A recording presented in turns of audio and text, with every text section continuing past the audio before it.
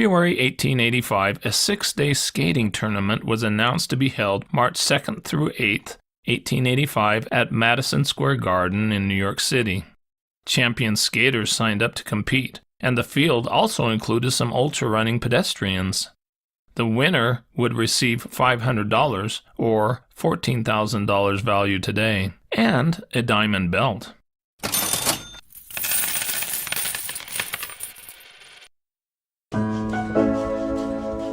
Excitement increased as the event approached. The Boston Globe reported, "The entire surface of Madison Square Garden has been transformed into the largest rink in the world, with an excellent skating surface, skate rooms, appropriate offices, and provided with a track 20 feet wide. It is believed that at least 10 men will cover 1,000 miles in 6 days." The old original Madison Square Garden was well decked out. "It was gorgeous with flags and bunting. Boxes were wound and festooned with evergreen, and banners and coat of arms decorated the great pillars. The track was the usual 1/8 of a mile circle around the inside of the box tier and was fenced in with stout pickets on either side." The inside of the track was reserved for entertainment, including roller hockey matches. A group of 32 lap counters were stationed by a tall mahogany clock at the north side of the garden.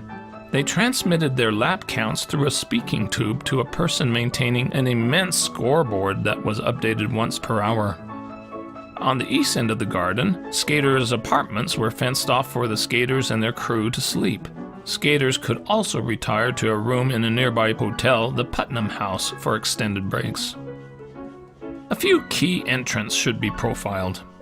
William Donovan, age 18, was from Elmira, New York, a son of Irish immigrants.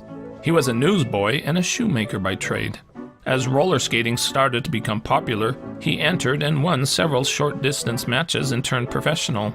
He heard about the six-day race, and a few of his chums urged him to enter. He had no funds, but said he would do it if he could come up with a skating outfit. One of his friends purchased a shirt for him and loaned him a silk handkerchief. Others gave him shoes, caps, a belt, overcoat, and knee breeches. $7 was raised for him to get to New York. Young Donovan, on reaching New York, was alone and friendless. The historic six-day roller skating race started as planned at 12:05 a.m. on Monday, March 2nd, 1885, with 36 skaters, all under 30 years old. There were about 2,000 spectators on hand to witness the start. "The competitors came to the starting line, and when at the signal all moved away together amid the cheers of the crowd. The first mile was made by Jacob Small, age 23, from Brooklyn in 5 minutes. The skaters kept together for several miles, with Small in the lead. The positions of the others changed frequently." Gilmore's band played at the bandstand in the center of the floor. "Just as the band struck up the first melodious blast, the gentleman of the bass tuba fell through and was lost to sight. The band did not miss a beat, finished the number, and then moved to a safer place at the south side of the garden." When morning came, many skaters were off the track. During the first evening, more than 11,000 people packed the garden to watch the racers and a polo hockey match on skates. Walton reached 209 miles after 20 hours. Women stood 5 deep against the railing, applauding the passing racers.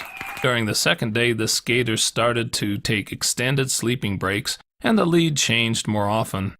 The skaters learned the benefits of drafting behind other skaters. "It was a very pretty sight of 12 skaters all in one line, going around at the rate of 8 miles an hour, seemingly without any exertion whatsoever.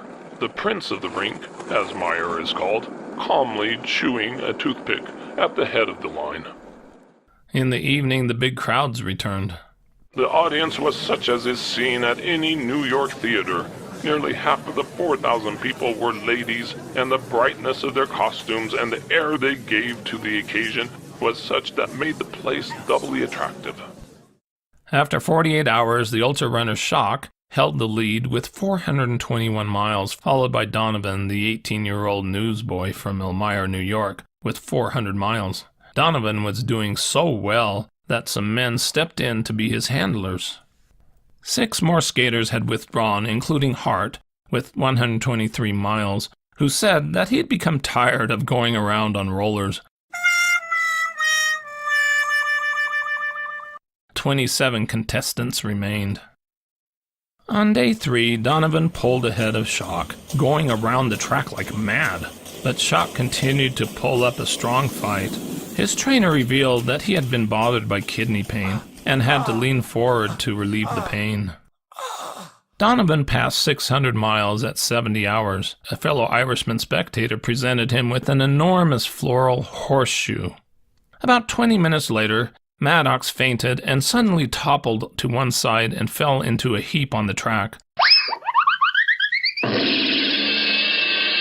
The judges ordered that he be removed from the track and taken to the hotel. It took them 10 minutes to bring him back to consciousness. A couple hours later he returned, but still struggled.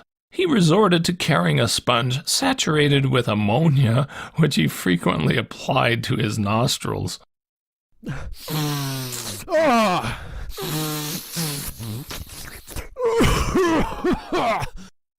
At the end of day 3, Donovan led with 604 miles, with Shock 16 miles behind him. 25 skaters remained. 5 roller hockey games kept 4,000 spectators in the arena until late at night. At night, the arena was usually lit by large arc electric lights that were distributed throughout the garden. But this night, hundreds of colored globes were lit with gas jets that crossed and recrossed the roof of the building in semicircles. It was an amazing sight for the 1885 spectators. At the end of day 4, Donovan had 785 miles to Shock's 755. 8 more men quit the race, leaving 17. In the afternoon of the 5th day, Donovan had built up a commanding lead of 41 miles. Boyette caught up and passed the struggling Shock into second place during the evening, despite rolling at a walking pace. The excitement of the race was dwindling. The audience paid more attention to the carnival than the racers. The long miles were taking a toll on the athletes. Donovan was getting light in the head and had proved intractable to his trainers. They wanted him to ease up and not do so much hard work. He was going some miles at the rate of 12 miles an hour, too fast for a man to go who was 54 miles in the lead of the second man. Donovan continued to think he would be caught, and his trainers tried everything, including threats, to get the idea out of his head. At the end of day 5, Donovan had 970 miles to Boyak's 915. 16 skaters remained. At 5:24 a.m. on day 6, Donovan passed 1,000 miles. The few people who were then awake cheered heartily as the scorer bulletined the figures, and their cheers awoke the slumbering regulars on the top rows of the benches in the galleries, and they too cheered the shock-headed, pallid-faced youth from Elmira, New York. Many of the chronic spectator sleepers in the place were rudely disturbed by a gang of boys who went around the garden with a rope, which they tied to the sleeping men's chairs and pulled them from under, letting the unconscious occupants fall down and waking them so quickly that they were bewildered for several minutes. The second-place skater, Boyst, reached 1,000 miles with about 12 hours to go. As some skaters realized that they could not catch the next person ahead in the standings, they quit skating. Maddox pled with his trainer, who was running along with him, to allow him to go off the track. If you don't let me go off, I'll have to drop on the track. I can't stand it any longer. Ultra Runner Shock continued on and along the way received a wreath and anchor floral arrangement from fans.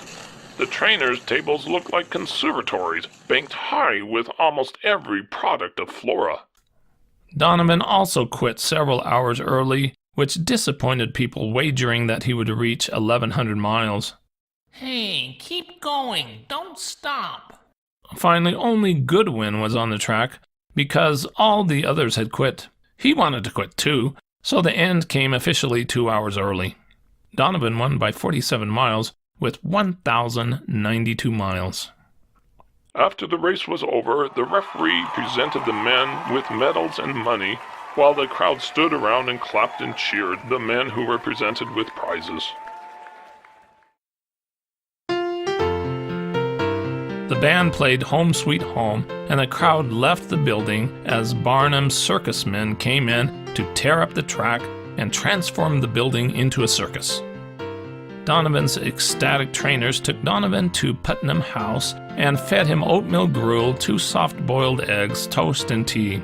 A doctor examined him and said that the boy had worn himself out and needed a week's rest.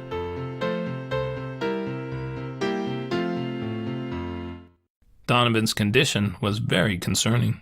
He is completely broken up physically and has been out of bed only an hour since the contest ended. His feet were in such a condition when he left the track that his stockings could not be removed. The sight of his right foot and leg made the trainer sick.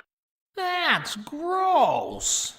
A hole had been worn in the hollow of his foot and was festered and inflamed. The sore extended away up his leg to his knee. So deep was the furrow that one could almost see the shin bone through it.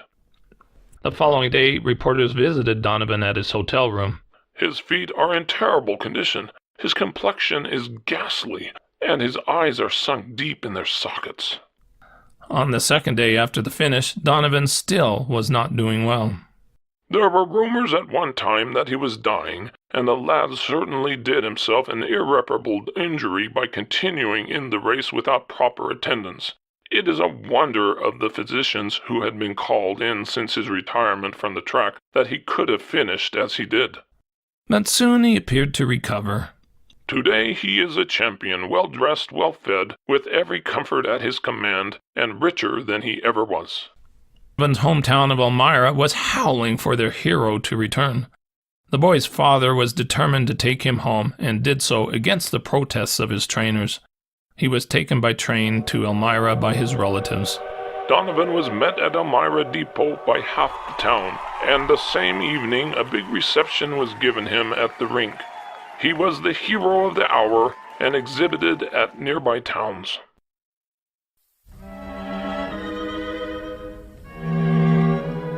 Joseph Cohen, one of the older contestants in the race at the age of 26, was a dry goods clerk from Brooklyn, New York. He had reached at least 350 miles but quit on the 4th day. He went home very discouraged and weary that he did not receive a promised $50. His condition grew rapidly worse, and before a physician could be summoned, he expired. He leaves a wife and 2 children in almost destitute circumstances. His friends all declared that while not exactly a strong man, his health had been good previous to the roller skating race. Cohen died on March 17, 1885, 10 days after the race. It was said that he died from, quote, inflammation of the brain, cold, and exhaustion. Spinal meningitis was also mentioned as a pre-existing condition. A Brooklyn jury of inquest on his death recommended that a law be passed to prohibit such events in the future that exceeded 4 hours. Donovan's trainers went to Elmira to start getting him ready for the scheduled next 6-day event. They found him with a severe cold, coughing. They believed that the family was killing the boy with all the appearances for money at skating rink halls. Donovan wanted to return to New York with his trainers to recover and prepare for his next race. They left for New York after a week. At New York, again in Putnam House, it was soon discovered that he had pneumonia in his left lung. He was fast recovering when by imprudent exposure at an open window, he contracted a fresh cold which resulted in severe and continual attack of cramps in the stomach. The doctor was summoned, and he was diagnosed with a serious heart issue. Donovan suffered for a couple more days and was visited by his trainer, Jack Smith. Donovan put up his arm around his neck and said, "I wish I had something to give you, Jack. You've been so kind to me." His blue eyes were fixed on Smith's face, and he tried to speak again, but sat back on his pillow. Smith thought he was asleep or had swooned, but in a moment discovered that his heart had ceased to beat. Donovan died on April 5, 1885, just about a month after his victory.